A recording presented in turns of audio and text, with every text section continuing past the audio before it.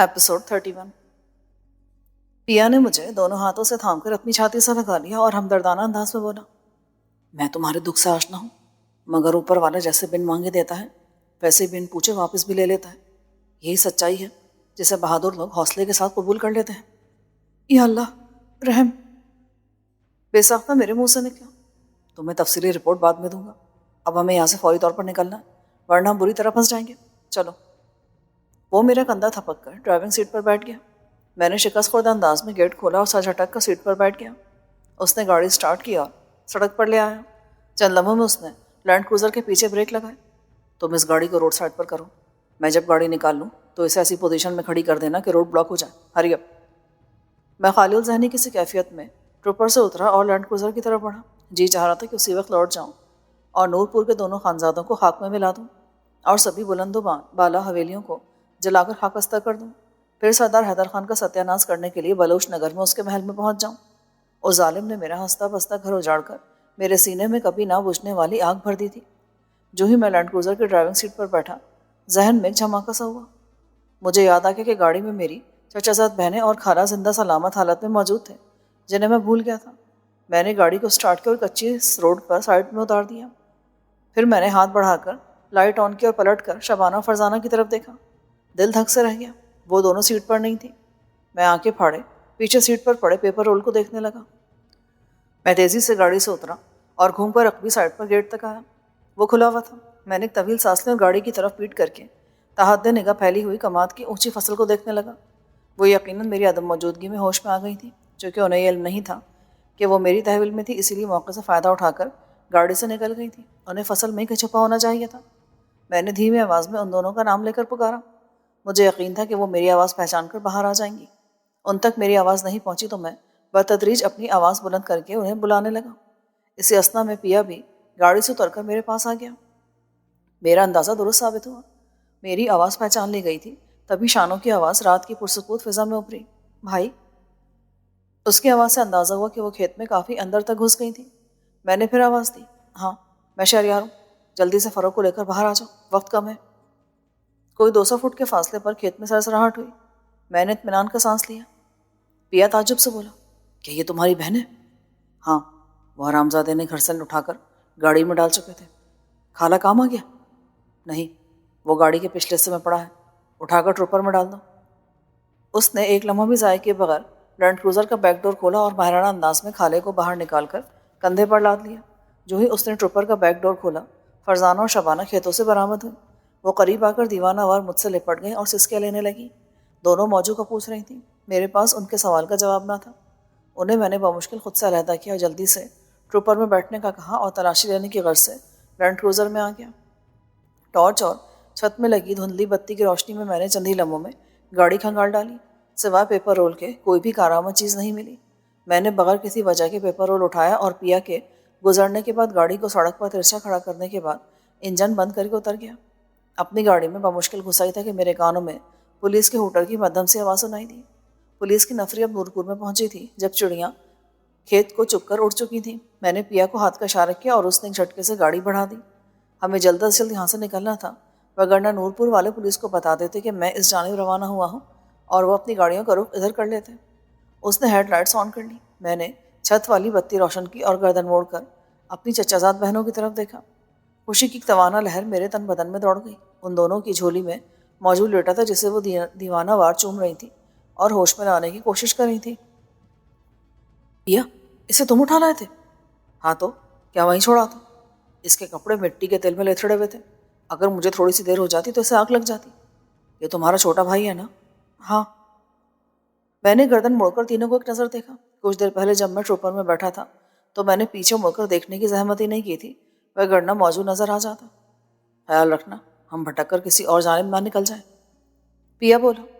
मैंने हेडलाइट्स की रोशनी में आगे देखा और कहा, इसमें से कोई सड़क नहीं निकलती, सीधा चलते जाओ। कुछ ही आगे जाकर ये पक्की सड़क ख़त्म हो जाएगी, सोलिंग शुरू हो जाएगा। वो भी कोई 1.5-2 मील के बाद कच्चे और ऊंचे नीचे रास्ते में तब्दील हो जाएगा। खाले को क्या हुआ? कोई जख्म तो नहीं है? होश में आएगा तो बताएगा कि उस पर क्या गुजरी। क्या तुमने चाचा और चाची को नहीं देखा था वहाँ? देखा था, मगर क्या क्या हुआ? उसने ताज्जुब से सर हिलाया। बैक मिरर में लड़कियों को देखा। وہ بدستور موجود کی طرف متوجہ تھی۔ وہ دھیرے سے بولا، ان حرامزادوں نے انہیں باندھ کر اوپر نیچے رکھی ہوئی چارپائیوں پر لحافوں کے پیچھے پھینک دیا تھا۔ انہیں تلاش کرنے میں کچھ دیر ہو گئی۔ جب میں ان تک پہنچا تو وہ دونوں زندگی کی بازی ہار چکے تھے۔ میں انہیں کمرے سے باہر نکالنا چاہتا تھا کہ ایک حرامزادہ نے لائٹر جلا دیا۔ میں دھوکے میں مارا گیا تھا۔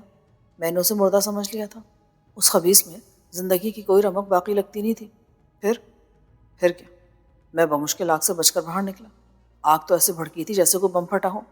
میں نے دوڑ کر دوسرے کمرے دیکھے، کوئی نظر نہ آئے تو صحن میں پڑے ہوئے بچے کو اٹھا کر گھر سے نکل آیا۔ اسی وقت مسجد میں اعلان ہونے لگا۔ میں اگر کچھ دیر وہاں اور رکتا تو لوگ مجھے گھیرے میں لے کر مار دیتے۔ میری حالت عجیب ہو رہی تھی۔ میں موجود فرزانہ اور شانوں کے زندہ بچنے پر اطمینان کی سانس پھیپھڑوں میں اتارتا یا چاچے چراغ اور چاچی کی بے بسی کی موت کا ماتم کرتا۔ پیا نے ہاتھ اٹھا کر بتی آف کیا، سپاٹ لہجے میں بولا، میں نے گاڑی بڑی حویلی کے قریب روک کر کچھ دیر تمہارا انتظار کیا۔ تم نہیں آئے تو میں سمجھ گیا کہ تم پھنس گئے ہو یا شو ہو گئے ہو اور کھالا بھی فنش ہو گیا ہے۔ اور پھر وہاں بے مقصد ٹھہرنا خطرے سے خالی نہیں تھا، اس لیے گاؤں سے نکل آیا۔ میں نے دونوں ہاتھ ڈیش بورڈ پر رکھے اور اپنا چکراتا سر ہاتھوں پر ٹکا دیا۔ اس غیر متوقع طور پر درپیش آنے والی صورتحال نے میرا ذہن بھگ سے اڑا دیا تھا۔ دونوں بہنیں موجو کو ہوش میں لائی تھیں اور خوشی کا اظہار کر رہی تھیں۔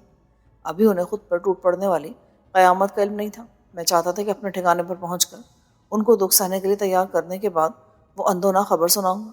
انہیں ابھی پتہ چل جاتا تو وہ چیخ چیخ کر آسمان سر پر اٹھا لیتی۔ شانوں نے میرے بازو پر ہاتھ رکھا اور خوش ہو کر بولی، موجو کو ہوش آ گیا ہے بھائی۔ میں نے بمشکل اپنے آنسوؤں کو اپنے اندر ہی روکا۔ دونوں سیٹوں کے درمیان رکھی ہوئی پانی کی بوتل اٹھا کر اسے تھمائی۔ اسے پانی پلاؤ اور خود بھی پی لو۔ بھائی تم کب پہنچے تھے؟ آرام سے بیٹھ کر باتیں کریں گے، ابھی جو کہا ہے وہ کرو۔ امی ابا نظر نہیں آ رہے، کیا گھر میں ہے وہ؟ ہاں۔ ٹھیک تو ہے نا؟ ہاں وہ ٹھیک ہے، انہیں بھی کل لے آؤں گا۔ کہاں؟ کیا ہم گھر کی بجائے کسی اور جگہ جا رہے ہیں؟ ہاں شانو، یہی سمجھ لو، یہاں رہنا اب مناسب نہیں رہا۔ ہم کہاں جا رہے ہیں بھائی؟ کچھ تو بتاؤ، میرا دل گھبرا رہا ہے۔ میرے گھر؟ تمہیں گھبرانے کی ضرورت نہیں، میں جو ہوں۔ تم ہمیں کہیں نہ لے کر جاؤ، واپس نورپور پہنچا دو امی ابا کے پاس۔ پر یہاں ہم سب کی جانوں کو خطرہ ہے۔ بھائی یہ کون لوگ تھے؟ ہماری جان کو کیوں خطرہ ہے؟ ہماری تو کسی سے دشمنی بھی نہیں ہے۔ فرزانہ کرہا کر بولی، مجھے علم نہیں تھا کہ وہ کن حالات سے گزری تھی۔ انہیں حالات کی نزاکت کا کس حد تک علم تھا، اس لیے انہیں کچھ بتانے سے پہلے ان واقعات کے بارے میں جاننا ضروری تھا جو ان کی آنکھوں کے سامنے واقع پذیر ہو چکے تھے۔ ممکن ہے کہ انہوں نے کچھ دیکھا ہی نہ ہو اور نیند کے عالم میں ہی بے ہوش کر دی گئی ہوں۔ کہا تو ہے آرام سے بیٹھ کر بات کریں گے۔ میں نے ذرا سخت لہجہ اختیار کیا۔ پیا نے انگریزی میں کہا، تو میں نے راستے میں نہیں بتاؤ کہ ان کے ماں باپ مر چکے ہیں، ورنہ ہمارے لیے بہت مشکلات پیدا ہو جائیں گی۔ فکر نہ کرو، میں سمجھتا ہوں۔ پکی سڑک ختم ہو گئی تھی۔ سولنگ کی اونچی نیچی اینٹوں پر گاڑی اچھلنے لگی تو پیا نے رفتار کم کر دی۔ تھوڑی دیر بعد سولنگ بھی ختم ہو گیا اور گاڑی کو بڑے جمپ لگنے لگے۔ فصلوں اور سیم زدہ خالی رقبوں کے درمیان اس سڑک پر دن میں خاصی چہل پہل ہوتی تھی۔ رات کو یہ علاقہ لمبی تان کر سوتا تھا۔ کہیں کہیں کتوں، گیدڑوں اور بھیڑیوں کی آوازیں سنائی دیتی تھیں۔ میں نے گاڑی میں لگی ہوئی گھڑی پر ٹائم دیکھا اور چونک گیا۔ ہم نے 2 بجے سردار انصر کے ڈیرے پر پہنچنا تھا اور اب 3:15 ہو رہے تھے۔ بھٹا پورا مظفر گڑھ کا چکر کاٹ کر بصیرہ تک پہنچنے میں مزید 1 گھنٹے کا سفر حائل تھا۔ تب تک صبح کی سفیدی نمودار ہونے کی وجہ سے ہمارے لیے نئی الجھنیں سر اٹھانے لگیں گی۔ میں نے اپنے خدشات کا اظہار دبے لفظوں میں پیا سے کیا۔ وہ سوچ میں پڑ گیا، پھر بولا، تو کیوں نہ ہم بصیرہ جانے کے بجائے ملتان کا رخ کریں؟ بات تو ایک ہی ہے یار، صبح ہو جائے گی۔ صبح تو ہو کر ہی رہتی پیارے۔ ہم ایسا کرتے ہیں کہ بجائے مظفر گڑھ شہر میں سے گزرنے کے شارٹ کٹ راستہ اختیار کر کے ملتان چلے جاتے ہیں۔ ہم 1 گھنٹے سے بھی کم ٹائم میں منزل پر پہنچ جائیں گے۔ کیا تم نے وہ گلگشت والی کوٹھی دیکھ رکھی ہے؟ نہیں، مغرب نیلوشا نے اس کا ایڈریس سمجھا دیا تھا۔ اگر ضرورت پڑی تو ملتان پہنچ کر اس سے فون پر رابطہ کر لوں گا۔ اس نے اپنا موبائل نکالا، پھر سر نفی میں لا کر بولا، یہاں بھی سگنل نہیں ہے۔ دنیا چاند پر پہنچ گئی اور ہمارے ہاں بھی موبائل نیٹ ورک کا مسئلہ مکمل نہیں ہوا۔ ہم اس دوران لال پیر والا ریلوے کا کچا پھاٹک عبور کر چکے تھے۔ یہ بس نام کا پھاٹک مشہور تھا، عام طور پر یہاں پھاٹک نہیں تھا، بس ریڑھیوں اور کاروں وغیرہ کے لیے از خود ریلوے لائن کراس کرنے کی جگہ بنا دی گئی تھی۔ میں نے ایک دوراہے پر اسے دائیں ہاتھ ٹرن لینے کا کہا۔ یہ راستہ کوٹلہ لغاری کے مقام پر جا کر مین روڈ پر چڑھتا تھا۔ چونکہ لال پیر موڑ کے قریب ہی پولیس کی چوکی بنی تھی، اس لیے میں نے مناسب جانا کہ پولیس کی ممکنہ چیکنگ کے نتیجے میں ہونے والی تاخیر سے بچنے کے لیے نسبتاً لمبا راستہ لے لیا جائے۔ یہ راستہ مین روڈ تک کچا تھا اور نہ ہموار تھا۔ ایک بڑے جمپ پر گاڑی کے عقبی حصے سے کھالے کی کرہ برآمد ہوئی۔ میں نے پیچھے مڑ کر دیکھا، دونوں لڑکیاں اور موجود آنکھیں موندے بیٹھے تھے۔ وہ یقیناً سوئے نہیں تھے، مگر میری موجودگی میں خود کو محفوظ تصور کرتے ہوئے اپنی اپنی سوچوں میں گم تھے۔ کھالے کی دوسری کرہ نسبتاً بلند تھی۔ لڑکیاں چونک کر پیچھے دیکھنے لگی۔ بھائی، یہ کون لیٹا ہے؟ شانو گھبرا گئی۔ خالہ ہے، گر گیا تھا بیچارہ۔ پیا نے گاڑی روک کر کہا، شہریار تم پیچھے چلے جاؤ اور کھالے کو سنبھالو۔ میں عقبی حصے میں آ گیا۔ یہاں چھوٹی چھوٹی 2 سیٹیں تھیں۔ میں نے ایک پر بیٹھ کر بیک ڈور بند کیا۔ گاڑی چلی تو میں کھالے کی طرف متوجہ ہوا۔ وہ ابھی تک پوری طرح ہوش میں نہیں آیا تھا، مگر اس کے منہ سے مسلسل کراہیں نکل رہی تھیں۔ میں نے اس کی نبض چیک کی۔ خاصی سست تھی، مگر خطرے والی کوئی بات نہیں تھی۔ اسے تھوڑا ہلایا جلایا، آوازیں دی اور چہرہ تھپتھپا کر ہوش میں لانے کی کوشش کی۔ شانو نے مجھے پانی کی بوتل دی۔ میں نے چلو میں پانی لے کر اس کے منہ پہ چند چھینٹے مارے تو اس نے جھرجھری لی اور آنکھیں کھول دی۔ وہ چند لمحے مجھے گھورتا رہا، پھر پہچان کر بولا، شہرے میں کہاں ہوں؟ اپنے ٹروپر میں ہوں، اور کہاں ہونا تھا تمہیں؟ چلو اٹھو، سیٹ پر بیٹھو۔ اس نے اٹھنے کی کوشش کی، مگر اس کے حلق سے دردناک کرہ نکل گئی۔ نہیں، میں نہیں اٹھ سکتا۔ کیوں؟ کیا ہوا تجھے؟ کوئی چوٹ لگی ہے کیا؟ میں پریشان ہو گیا۔ اس نے تکلیف کی شدت سے آنکھیں بند کر لی۔ بولنا چاہا مگر کہا کچھ نہیں۔ میں نے سہارا دے کر اسے اٹھانے کی کوشش کی تو اس نے زوردار انداز میں سر ادھر ادھر پٹکا۔ نہیں شہرے، مجھے مت ہلاؤ، درد ہوتا ہے، جب کم ہوگا تب خود اٹھ بیٹھوں گا۔ میں نے اسے احتیاط سے دیکھا، کوئی زخم نہ دکھائی دیا تو تعجب سے پوچھا، کہاں درد ہوتا ہے؟ وہ نقاہت سے بولا، مجھے چھوڑو، یہ بتاؤ بہنوں کو لے آئے ہو؟ تم ان کی فکر مت کرو، وہ ہمارے ساتھ ہیں اور بالکل ٹھیک ہے۔ موجود اور باقی سب لوگ بھی اللہ کے فضل سے زندہ سلامت ہیں۔ اس نے سر اٹھایا، میری آنکھوں میں جھانکا، پھر آہستگی سے نفی میں سر ہلا کر خاموش ہو گیا۔ وہ نہ جانے کیا سمجھا تھا۔ میں سر جھکائے خاموش بیٹھا، اس کے سنبھلنے کا انتظار کرتا رہا۔ پھر اس نے نہایت دقت کے ساتھ پہلو بدلا، ہاتھ پاؤں ہلائے اور گھسٹ کر فرش پر بیٹھ گیا۔ اس دوران اس کے حلق سے متوارد کراہیں نکلتی رہیں۔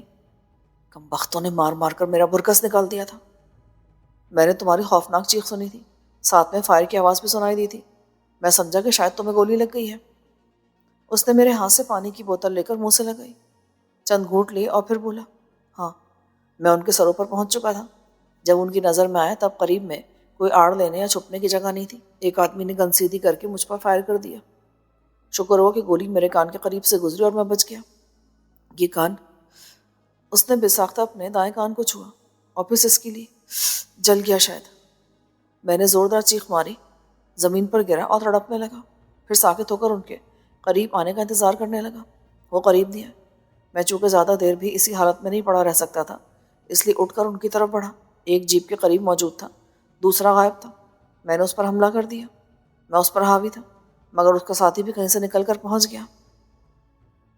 اس کی سانس پھول گئی تھی، تبھی وہ رک کر اپنی سانس بحال کرنے لگا اور کچھ توقف کے بعد بولا، میں نے دونوں لڑکیوں کو گاڑی میں دیکھ لیا تھا اور لڑائی میں کوئی غلطی نہیں کی تھی، مگر ایک کا داؤ چل گیا۔ اس نے گن کا بٹ پوری قوت سے میرے سر پہ دے مارا۔ میں چکرا کر گرا تو دونوں نے مجھے اٹھنے نہیں دیا۔ اب کیا بتاؤں، کیا کیا کہاں کہاں مارا ان مردودوں نے۔ ہوش آیا تو تجھے اپنے سامنے پایا۔ اس نے کوشش کی کہ اٹھ کر سیٹ پر بیٹھ جائے، مگر کامیاب نہ ہو پایا اور فرش پر ہی بیٹھ گیا۔ پیا نے کہا، اگر خالہ بہتر حالت میں ہے تو فرنٹ سیٹ پر آ جاؤ تم۔ خالہ بیٹھا ہوا ہے اور خطرے سے باہر ہے۔ اس نے گاڑی روک دی تو میں فرنٹ سیٹ پر چلا گیا۔ اس نے پوچھا، کوئی فائر شائر تو نہیں لگا اسے؟ نہیں، بلکہ زخم بھی نہیں ہے، ہڈیاں بھی سلامت ہیں، البتہ میرے بازو میں جلن ہو رہی ہے، ایک گولی چھو کر گزری تھی۔ کوٹلہ لغاری کے قریب سے ہم مین روڈ پر چڑھے۔ یہ سڑک دائیں جانب مظفر گڑھ اور بائیں ہاتھ محمود کوٹ جاتی تھی۔ اس سڑک پر بہت بڑا تھرمل پاور اسٹیشن موجود تھا جو تمام علاقے کو بجلی بنا کر سپلائی کرتا تھا۔ محمود کوٹ میں آئل ڈپو تھا، جس کی وجہ سے دن رات بڑے بڑے آئل ٹینکر سینکڑوں کی تعداد میں نہ صرف تھرمل اسٹیشن کے اطراف میں موجود رہا کرتے تھے، بلکہ دن رات آئل ٹینکرز کی مکمل طور پر اس سڑک پر اجارہ داری قائم رہتی تھی۔ یہ سڑک ریلوے پھاٹک کے قریب جھنگ روڈ پر جا چڑھتی تھی۔ جو ہی پیا جی نے مظفر گڑھ داخل ہونے کے بعد پھاٹک اور جھنگ روڈ کو دیکھا تو جھٹ سے پوچھا، کیا ہمیں ملتان جانا ہے؟ میں نے کہا، تم بہتر سمجھتے ہو، ہمارا مشن مکمل ہو چکا ہے۔ ہاں، میں نے افسردہ لہجے میں کہا، تو پھر ہمیں بصیرہ جا کر ایک دن چھپے رہنے کا کوئی فائدہ نہیں ہوگا۔ وہ بولا اور جھنگ روڈ پر چڑھتے ہی بائیں جانب گاڑی موڑ لی۔ میں نے تشویش آمیز انداز میں کہا، یہ ہم کہاں جا رہے ہیں؟ یہ سڑک ملتان نہیں जंग और मियाँ वाली की तरफ जाती है। उस सड़क पर काफ़ी ज़्यादा ट्रैफिक रवा दवा थी। वो अपनी तवज्जो क्रॉसिंग पर मरकूज़ रखते हुए बोला, मैं जानता हूँ, अब मुझे तुम्हारी रहनुमाई की ज़रूरत नहीं है। मैं खामोश हो गया। गाड़ी की अंदरूनी फ़िज़ा अजीब सोगवार थी। सभी अपनी अपनी दुनियाओं में सिमटे हुए थे। सभी खामोश थे। पिया खानपुर मोड़ से झंग रोड पर कोई 1 किलोमीटर तक गया, फिर दाएं हाथ निकलती हुई लिंक रोड पर उतर गया। मैं इस तरफ कभी नहीं आया था। लिंक रोड पर मोड़ काटते हुए वो बड़ी महारत से ड्राइविंग कर रहा था। कुछ देर बाद वो लिंक रोड से उतरकर दरियाई सुपर बंद पर चढ़ गया। बंद के ऊपर बनी हुई नापुख्ता सड़क पर जा बजा खड्डे बने हुए थे, जिनकी वजह से गाड़ी बेतरह उछल रही थी। मैंने बेजारी से कहा, ये तो बड़ा गंदा रास्ता चुना तुमने पिया जी, पसलियाँ बजने लगी अब तो। उस शहर में इस वक्त 2-3 जगह पर पुलिस ने नाका लगा रखा है। हो सकता है चौक कुरैशी के थाने से शहर में वायरलेस पर हमारी आमद की खबर नशर कर दी गई हो। वैसे भी शहर से निकलते निकलते 1.25 घंटा लग जाता है। अब हम 15 मिनट में चनाब के पुल के करीब जा निकलेंगे। हेडलाइट के साथ साथ दिल भी उथल पुथल हो रहा था। चंद किलोमीटर का फासला तय करने के बाद वो दरियाई बंद से उतरकर एक और खस्ताहाल लिंक रोड पर चढ़ गया। उसने सही कहा था। हम बमुश्किल 15 मिनट में 1.25 घंटे की मुसाफत तय करने के बाद महमूद टेक्सटाइल मिल्स के करीब मुल्तान रोड पर चढ़ गए। मुजफ्फरगढ़ पीछे रह गया था। उसने मोबाइल निकाला और मीरू शाह का नंबर डायल किया तो फ़ौरन ही राब्ता हो गया। पिया मुख्तसरन रिपोर्ट देने के बाद बोला, अब हम चनाब पुल के करीब पहुंच चुके हैं, क्या हुक्म है? हम गुलगश्त कॉलोनी वाले मकान की तरफ जाएं या मैडम की कोठी की तरफ? मीरू शाह की बात सुनकर वो बोला, शाह जी आप ठीक कहते हैं, मगर हमारे लिए बसीरा जाना खतरे से खाली नहीं था, तभी मैंने मंसूबे में तब्दीली। उसकी बात मीरू शाह ने काटी और नई हिदायत देने लगा। पिया गौर से सुनता रहा, फिर यस सर कहकर फ़ोन बंद करते हुए मुझसे बोला, हम गुलगश्त कॉलोनी वाली कोठी पर जा रहे हैं। मुझे खदशा है कि उसमें फर्नीचर वगैरह नहीं होगा। रात का बकिया हिस्सा तुम लोगों को फर्श पर गुजारना पड़ेगा। मैंने परेशान होकर पूछा, क्या वहाँ कोई मौजूद होगा? मेरा मतलब अगर वहाँ कोई मौजूद नहीं है तो फिर ताला लगा होगा और हमारे पास चाबियाँ भी नहीं हैं। मीरू शाह ने कहा कि जब हम नंबर 9 चौंगी पर पहुँचे तो उसे मिस कॉल दे दें, वो वहाँ पहुँच जाएगा। मुझे तसल्ली हुई कि मीरू शाह ना सिर्फ मकान खोल देगा बल्कि वह हमारे लिए सोने का बंदोबस्त भी कर देगा।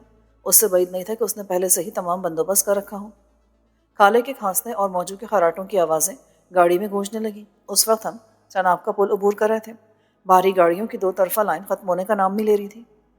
2 ट्रकों के बीच में हम चींटी की सी रफ्तार से मुल्तान की तरफ बढ़ रहे थे।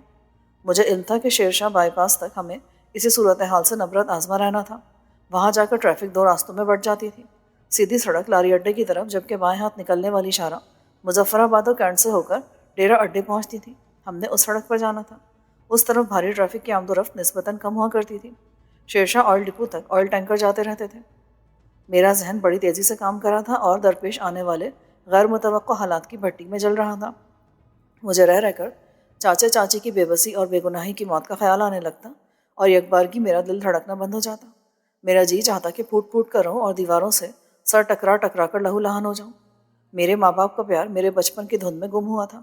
चाचा और चाची के प्यार की बैसाखी पर ज़िंदगी रवा दवा थी। वो इस जंग का ईंधन बन गए जो परवीन के अगवा से शुरू हुई थी और मेरी बगावत पर भड़क कर क़यामत का रूप धार गई थी। मैं सभी को नूरपुर से निकाल कर महफूज करने के इरादे से मुल्तान से निकला था और आधी कामयाबी आधी नाकामी माथे पर सजाए लौटा था। शाहजी कहा करते थे कि ज़िंदगी सेमेस्टर सिस्टम के तहत चलती है। एक सेमेस्टर में चंद मजमून, चंद बाब एक साथ चलते रहते हैं। सेमेस्टर ख़त्म, सेमेस्टर का निसाब ख़त्म, नया शुरू। क्या मेरी ज़िंदगी का एक सेमेस्टर ख़त्म हो गया था? क्या नूरपुर से मैं हमेशा के लिए कट चुका था? अभी एक आस, एक वजूद, एक बंधन बाकी था। वो गजाला का वजूद था जो अभी भी नूरपुर में थी। मैंने नूरपुर पहुंचने से पहले सोचा था कि उन दोनों माँ बेटी को भी साथ निकाल लाऊंगा। नूरपुर के हालात इतने गैर मुतवक्को और ज्वालामुखी की तरह तेज़ रौ थे कि मुझे उनका ख्याल ही ना रहा। मैं शदीद ख्वाहिश के बावजूद ना तो मुराद बख्श दीवाने से मिल सका और ना शाहजी से, और ना ही खाला अपने घर का चक्कर लगा सका। रात का तिलिस्म टूट रहा था। अंधेरा अपनी बिसात समेटने को था जब हम एक छोटी सी कोठी के गेट पर रुके। बगली दरवाज़ा खुला हुआ था। पिया ने हॉर्न बजाया। चंद लम्हों बाद एक अजनबी चेहरे ने दरवाजे से बाहर झांका। मीरू शाह अंदर है? पिया ने गाड़ी से उतर कर पूछा। हाँ, तुम लोग अंदर आ जाओ, गाड़ी यहीं खड़ी रहने दो। हम सब नीचे उतरे। मैंने मौजू को उठाया जबकि पिया ने खाले को सहारा देकर चलाया। हम सब अंदर दाखिल हुए। कोठी साफ़ सुथरी और जदीद वज़ा की तामीर का शाकार थी। फरजाना और शबाना मेरे पहलू से जुड़कर चल रही थी। जो ही पार्किंग अबूर करके हम बड़े से चौबी दरवाजे के सामने पहुँचे, मुझे एहसास हुआ कि मौजू और दोनों लड़कियां नंगे पैर थीं। फौरी तौर पर उनकी बरहना पाई का सबब भी समझ में आ गया। उन्हें बिस्तरों में से ही बेहोश करके उठा लिया गया था। موجو کو میں نے بستر سے نکالا تھا۔ ادھیڑ عمر شخص کی رہنمائی میں چلتے ہوئے ہم ایک چھوٹے سے ٹی وی لاؤنج میں داخل ہوئے۔ 2 کمروں کے دروازے کھلے ہوئے تھے۔ میں نے یہ دیکھ کر اطمینان کی سانس لی کہ گھر مکمل طور پر فرنیچر سے آراستہ تھا۔ پیا کا خدشہ کہ ہمیں فرش پر سونا پڑے گا تحلیل ہو گیا۔ ایک 12x14 کے خوبصورت کمرے میں داخل ہوئے تو میرو شاہ کی شکل دکھائی دی۔ وہ قدرے بیزار اور مزمحل دکھائی دے رہا تھا۔ مجھے دیکھ کر بولا، اڑے ہو غنچے، عرصے بعد مڑے کو مزے کی نیند آوی تھی۔ آہا۔ اس نے ایک لمبی جمائی لے کر بات ادھوری چھوڑی، پھر سبھی لوگوں پر ایک تائرانہ نگاہ ڈال کر بولا، ماڑے کو بھی یہ بتاوے کہ فیملی کے نگ پورے ہوئے نا۔ میں نے شکست خوردہ انداز میں اسے دیکھا اور اس بات میں سر ہلا دیا۔ اس نے ادھیڑ عمر شخص سے کہا، اوئے گھوڑے، نظر سے ککرے اتر جاوے تو نیند کے رانیوں کو، اس ننھے راجا کو دوجے کمرے کی شکل دکھا دے۔ میں موجو کو اٹھائے شبانہ اور فرزانہ کو ساتھ لیے دوسرے کمرے میں آیا۔ یہ کمرہ نسبتاً بڑا تھا۔ جہازی سائز کے بیڈ، صوفے، ڈریسنگ ٹیبل سمیت تمام فرنیچر غیر استعمال شدہ تھا۔ ظاہر ہے کہ اسے آج ہی خرید کر یہاں منتقل کیا گیا تھا۔ میں نے موجو کو بستر پر لٹایا۔ 5 بلینکٹ بیگ بیڈ کے ساتھ فرش پر پڑے تھے۔ میں نے شانوں سے کہا، یہ کمبل نکال لو اور آرام سے سو جاؤ، صبح ہو گئی ہے، 2-3 گھنٹے کی نیند لے لو۔ دونوں بہنیں پھٹی پھٹی نگاہوں سے کمرے کے در و دیوار کو دیکھ رہی تھیں۔ شانوں نے حیرت سے کہا، بھائی یہ تمہارا گھر ہے؟ ہاں، اب یہ ہم سب لوگوں کا گھر ہے۔ وہ ایک جاگسل رات کے خونین کھیل سے گزر کر یہاں پہنچی تھیں۔ ان کی آنکھوں میں ابھی تک خوف و دہشت کی پرچھائیاں لرز رہی تھیں۔ میں نے دونوں کو سینے سے لگا کر پیار کیا اور دلاسا دیا، تم لوگ اپنے دلوں سے ہر خوف کو نکال پھینکو، یہاں کوئی تمہیں میلی آنکھ سے دیکھنے والا نہیں ہے۔ ابا کہاں ہیں؟ کیا ابا اور اماں یہاں نہیں آئیں گے؟ میں انہیں جا کر لے آؤں گا، تم فکر مت کرو۔ میرو شاہ کی تیز آواز سنائی دی، اڑے غنچے، او لاڈے، جلدی سے آوے نا، ماڑے کو یہاں سے جانا بھی ہوت۔ میں نے ان دونوں کو خود سے علیحدہ کیا اور میرو شاہ کے پاس آ گیا۔ پیا اور کھالا بیڈ پر بیٹھے تھے جبکہ میرو شاہ صوفہ کم بیڈ پر ٹانگیں پسارے بیٹھا تھا۔ ماڑے لاڈے کو اپنا گھر پسند آوت ہے کہ نہیں؟ ہاں۔ کنچا کم لائے ہوا ہوت ہے؟ پیا، خیر نہیں لگت ہے، پر خیر ساری رپورٹ راستے میں تو مجھے دے گا۔ پھر اس نے مجھ سے کہا، کنچے، کتنے پیسے مٹھی میں ہوئے تیری؟ میرے پاس میڈم کی دی ہوئی جو رقم تھی وہ آدھی کمرے میں رکھی تھی جو چاچا اور چاچی کے ساتھ جل چکی تھی، جبکہ آدھی سیٹوں میں میڈم کے ریٹائرنگ روم میں پڑی تھی۔ میں نے نفی میں سر ہلایا اور تفصیل بتا دی۔ کوئی بات نہ ہوت کنچے، دل چھوٹا کیوں کرت ہے؟ ادھر کو آوے، تھامے، نوٹ ہی نوٹ، ننھے محل میں جس شے کی بھی ضرورت ہوئے خرید لے وے۔ اس نے چوغا نما قمیص کی جیب میں ہاتھ ڈالا اور صرف نوٹوں کی گڈی نکال کر میرے ہاتھ پہ رکھ دی۔ پھر ایک جھٹکے سے کھڑا ہوا اور میرے کندھے پر ہاتھ رکھ کر بڑی سنجیدگی سے بولا، کنچے، دکھ بندے کو مضبوط کرنے کے لیے آوت ہے، جو ڈر جاوے وہ مر جاوے، سمجھا نا؟ تیرا چہرہ بولت ہے کہ فیملی کے نقش آٹ ہوئے ہیں، جانے والوں کا غم لازم ہوئے پر بچ جانے والوں کی حفاظت اس سے بھی زیادہ ضروری ہوئے گنچے۔ اس نے میری آنکھوں میں جھانکا، چھوٹی چھوٹی گول آنکھوں میں جہاں آج تک میں نے شرارت اور ذہانت ہی دیکھی تھی، اس وقت گہری سنجیدگی اور کرب کی لہریں مؤذن تھیں۔ وہ مجھے سینے سے لگا کر بولا، یہ گھوڑا فوجی اختر، ایک دم روبرٹ گھوڑا ہوئے، کیونکہ یہ فوج سے بک ٹوٹ بھاگ کر میرے پاس آ جاوت تھا۔ اب یہ ماڑے گنچے کا نوکر بھی ہے اور اس گھر کا راکھا بھی۔ چل اب ماڑے کو اجازت دے وے لاڈے میاں، چل بے پیا، چل بے کالے ٹیٹ بدماش، لاڈے میاں کو اللہ بیلی بولے ہیں۔ خالے نے سوالیہ نظروں سے مجھے دیکھا۔ پیا نے کہا، تم میرے ساتھ چلو، تمہیں کوئی ٹیکا ویکا لگوا دے تم۔ میرو شاہ دونوں کو ساتھ لے کر رخصت ہو گیا۔ میرو شاہ کے گھوڑے نے مین گیٹ بند کیا۔ واپس آ کر مؤدبانہ انداز میں پیپر رول میرے ہاتھ میں تھماتے ہوئے بولا، شاہ جی نے دیا ہے، گاڑی میں رہ گیا تھا، آپ کے لیے چائے لاؤں؟ میں نے دوسرے کمرے میں جا کر لڑکیوں کو دیکھا، وہ دونوں جاگ رہی تھیں۔ میں نے دروازے میں کھڑے ہو کر فوجی اختر عرف گھوڑے کو چائے کے 3 کپ اور بسکٹ لانے کا حکم دیا اور پیپر رول الماری میں رکھ کر بیڈ پر سر جھکا کر بیٹھ گیا۔ فوجی نے 10 منٹ بعد چائے اور بسکٹ لا تھمائے۔ کیا اب میں جاؤں؟ کہاں جاؤ گے اس وقت؟ میرا کمرہ اوپر ہے، آپ آرام کریں، جب ناشتہ کرنا ہو مجھے بلا لیجیے گا۔ ٹھیک ہے جاؤ۔ اس کے جانے کے بعد ہم تینوں باتیں کرنے لگے۔ میں خوابدیدہ موج دین عرف موجو کے سنہرے بالوں میں انگلیاں پھیرتے ہوئے چائے پیتا رہا اور ان کی باتوں کے گول مول جواب دیتا رہا۔ وہ دونوں میرا گھر دیکھ کر حیران تھی۔ انہوں نے سردار بخت خان کی کوٹھی کے اجلے اجلے کمرے دیکھے تھے، سردار حیات خان کی حویلی دیکھی تھی، مگر انہوں نے کبھی خواب میں بھی ایسے صاف ستھرے کمروں پر مشتمل اپنا گھر نہیں دیکھا تھا۔ چائے پینے کے بعد میں نے انہیں سونے کا کہا اور اس کمرے میں آ گیا جس میں کچھ دیر پہلے میرو شاہ بیٹھا تھا۔ کمرے کا دروازہ بند کیا بستر پر آیا اور دونوں باہیں پوری وسعت میں کھول کر اوندھے منہ بستر پر گر گیا۔ میرا دل ضبط کے مرحلوں سے نبرد آزمائی کی پاداش میں پھٹنے کو آ گیا تھا۔ ان دونوں بہنوں کی موجودگی میں میرا بہنے والا ایک آنسو دکھ کی ساری داستان کو عیاں کر سکتا تھا۔ میں پھوٹ پھوٹ کر رو دیا، اتنا رویا جتنا زندگی بھر کبھی نہ رویا تھا۔ اپنا غبار دل اچھی طرح نکال دینا چاہتا تھا اور اس کوشش میں کافی حد تک کامیاب رہا۔ کافی دیر گزر گئی مگر آنسو تھمنے کا نام نہیں لے رہے تھے، اور پھر ایسے وقت میں جب میں دیواروں سے ٹکرے مارنا چاہتا تھا مجھ پر قدرت مہربان ہو گئی اور نیند کی دیوی نے مجھے اپنی آغوش میں لے لیا۔ خدا معلوم یہ نیند تھی، نقاہت یا بے ہوشی تھی، مجھے زندہ رکھنے کا توانا سبب بن گئی، ورنہ میرا دل خون کے آنسو رونے میں پگھلنے لگا تھا۔ مجھے شانوں نے 3 بجے کے قریب ہلا جلا کر جگایا۔ اسے کافی حد تک بہتر حالت میں دیکھ کر میرے دل کو گھونسا لگا۔ مجھے علم تھا کہ جو ہی میں انہیں نورپور میں کھیلی جانے والی ہولناک جنگ اور اس کے بھیانک انجام کے بارے میں بتاؤں گا، ان کا تمام تر سنبھلاؤ ریت کی دیوار ثابت ہوگا۔ میں نے تینوں کو غسل کرنے کا حکم دیا۔ فوجی اختر قریبی ہوٹل سے کھانا خرید کر لایا تھا۔ ہم نے پیٹ بھر کر کھایا اور گھوم پھر کر گھر کا جائزہ لیا۔ ایسے میں اختر نے ہاتھ میں نوٹ پیڈ اور پینسل پکڑ لی اور ضروری سامان کی خریداری کی فہرست بنانے لگا۔ شانو اور فرزانہ نے اس کام میں ہماری معاونت کی۔ یہ 4 مرلہ اراضی پر مشتمل چھوٹا سا مگر جدید طرز تعمیر کا ماڈل بنگلہ تھا۔ اس میں نیچے ایک ڈرائنگ روم، 2 بیڈ روم، چھوٹا سا کچن اور 8x10 کا ٹی وی لاؤنج بنا ہوا تھا۔ سبھی کمرے اٹیچ باتھ تھے۔ ریلنگ والی 4 فٹ چوڑی سیڑھیاں بھی دکھائی دے رہی تھیں۔ اوپر 2 کمرے اور ایک نسبتاً بڑا کچن تھا۔ ایک کمرے میں فوجی اختر رہائش پذیر تھا جبکہ دوسرا خالی تھا۔ اس نے فہرست میں اپنا مطلوبہ سامان بھی شامل کر لیا تھا۔ میرے استفسار پر اس نے بتایا کہ مرتبہ لسٹ کے مطابق سامان کی خریداری پر کم و بیش 30,000 روپے خرچ ہو جائیں گے۔ میں نے اسے میرو شاہ سے رابطہ کرنے کو کہا تو اس نے اپنے موبائل پر اسے کال ملا دی۔ ریسیو ہونے پر اس نے مؤدبانہ لہجے میں میرو شاہ سے مجھے اٹینڈ کرنے کو کہا اور فون مجھے تھما دیا۔ میں نے ہیلو کہا تو میرو شاہ کی آواز سنائی دی، ہاں ماڑے لاڈے، کیا بات ہوئے ہے؟ میں نے اسے اپنی پریشانی سے آگاہ کیا تو وہ بولا، اڑے پھوکٹ پہ فکر مند ہونے کا نہیں ہے، چٹکی بجاؤ معاملہ ختم ہوت، بس ابھی پیا تیرے پاس پہنچ جاوت ہے، اور روکڑا بھی جو جی میں خریدو لوٹو، یہ ماڑی میڈم کے سونے ہاتھوں کا میل ہوت ہے، کوئی سونا چاندی نہ ہوت، اور ہاں بھائی غنچے، ایک موبائل نمبر اور 2-4 نمبر بھی خرید لے وے، سمجھا؟ ٹھیک ہے، میں پیا کا انتظار کر رہا ہوں۔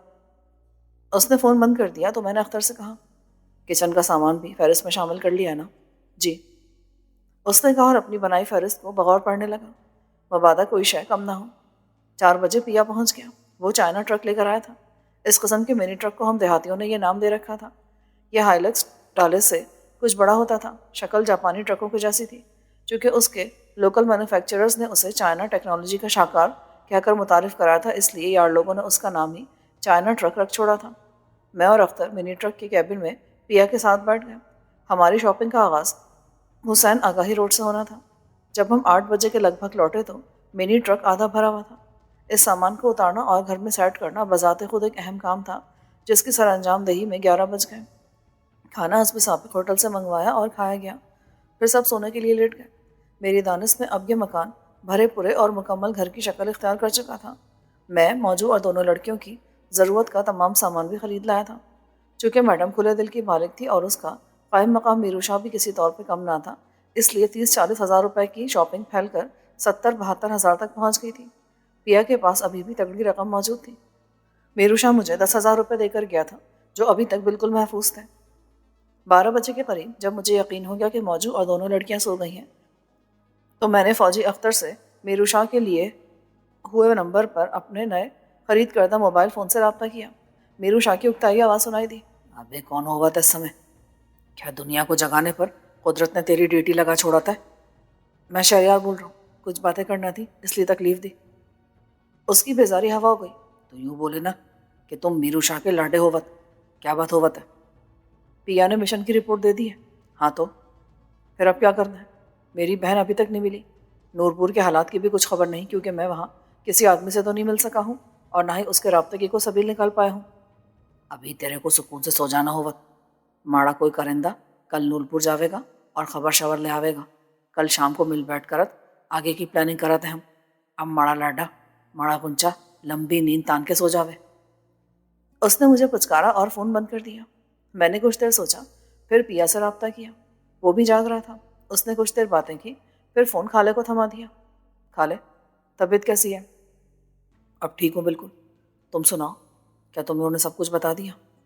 نہیں خالے، ابھی مجھ میں اتنی ہمت نہیں ہے کہ انہیں اتنی بڑی خبر دینے کے بعد سنبھال بھی لوں، پر بتانا تو پڑے گا نا۔ پیا سے کہہ دو وہ مجھے کل تمہارے پاس پہنچا دے، مل کر کو صورت نکال لیں گے۔ ٹھیک ہے، دو فون اسے۔ میں نے اسے خالے کو یہاں پہنچانے کی درخواست کی تو وہ بولا حکم کی تعمیل ہوگی۔ ابھی ہم ایک نیوز چینل پر تمہاری کارگزاری کے بارے میں سن رہے ہیں۔ تم تو یار بڑے خوفناک مجرم ہو، اپنے 4 ساتھیوں کی لاشیں چھوڑ کر اپنے چاچا اور چاچی کو قتل کر کے نورپور سے بھاگ نکلنے میں کامیاب ہوئے ہو۔ پولیس والے تمہارے سر پر سیرا سجانے کے چکر میں پڑے ہوئے ہیں۔ کیا کہہ رہے ہو تم؟ صبح کا اخبار منگوا کر پڑھ لینا، اور ہاں، کسی الیکٹریشین کو بلوا کر ٹی وی اور کیبل کا کنیکشن چالو کروا لینا، آدمی کا جنرل نالج بہتر ہو جاتا ہے۔ Okay, now good night dear. Phone بند کر کے میں سوچ میں پڑ گیا۔ میں نے یہ تو سوچا ہی نہ تھا کہ ایسا بھی ہو سکتا ہے۔ ایک تو میرے چاچا چاچی کو قتل کر دیا گیا تھا، اس پر کہ ان کے قتل کا الزام بھی مجھ پر عائد کیا جا چکا تھا۔ میرے خونین دشمنوں کو میرا ہی ساتھی قرار دے کر مجھے اشتہاری مجرم بنایا جا رہا تھا، اور میں سوائے کوڑنے کے کچھ نہیں کر سکتا تھا۔ مجھے میڈم کی عدم موجودگی کا قلق ہوا۔ اگر وہ اس وقت یہاں موجود ہوتی تو شاید ایسا نہ ہونے دیتی اور کوئی نہ کوئی توڑ نکال لیتی۔ میں چشم تصور میں ٹی وی اسکرین روشن کیے لیٹ گیا۔ ٹی وی اینکر کی پرہیجان reporting, S H O, D P O اور وہ حرام زادہ سردار حیدر خان کیسے بن کر جھوٹ بول رہے ہوں گے، کیسے 4 اشتہاریوں کو سخت مقابلے کے بعد ہلاک کرنے پر پولیس والے اعزاز سمیٹ رہے ہوں گے۔ میرا دماغ پھٹنے کو آ گیا اور میں نے اپنا سر دونوں ہاتھوں میں تھام لیا۔ شاہ جی ٹھیک کہتا تھا کہ یہ دنیا دولت والوں کی ہے، طاقت والوں کی ہے۔ سچ کو جھوٹ، جھوٹ کو سچ، رات کو دن اور دن کو رات بنانے والے کمزوروں اور غریبوں کی قسمتوں سے کھیلتے ہیں اور ان کے خون سے شراب کشید کر کے اپنے بھیڑیے جیسے منہوں میں انڈیل لیتے ہیں۔ رہ رہ کر چاچا اور چاچی کی یاد نے دل کا گھیراؤ کیا۔ میں جانتا تھا کہ ان کا کوئی قصور نہیں تھا، مگر وہ اندوناک موت ان کا مقدر بن گئی۔ شاید ایسے ہی میرے والدین کا بھی کوئی قصور نہیں رہا ہوگا اور کسی ناکردہ جرم کی پاداش میں وہ موت کے گھاٹ اتار دیے گئے ہوں گے۔